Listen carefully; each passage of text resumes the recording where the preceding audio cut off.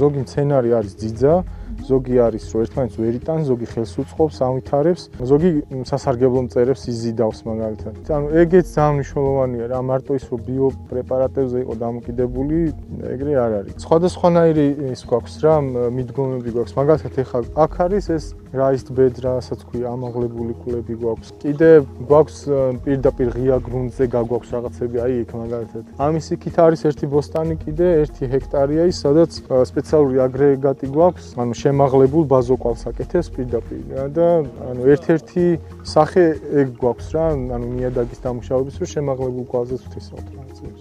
ქვეყანა რომელიც ითვლება ხორბლის სამშობლო. ენდემური სახეობები გვაქვს 5 ჩვენი აქ დაბადებული. ანუ ესეც სიმდიდრე სხვა ქვეყნებს არ აქვს ხორბლის წარმოებლებს რა. ანუ 2-3 რომ ითესებოდეს ისიც. იქ დაბადებული კი არა, რომ ითესებოდეს და მოყავდეთ და ჩვენ 5 მარტო აქ დაბადებული გვაქვს და 15 სახეობაა დაფიქსირებული. აღარ ითესება ეს ხორბლები რატო?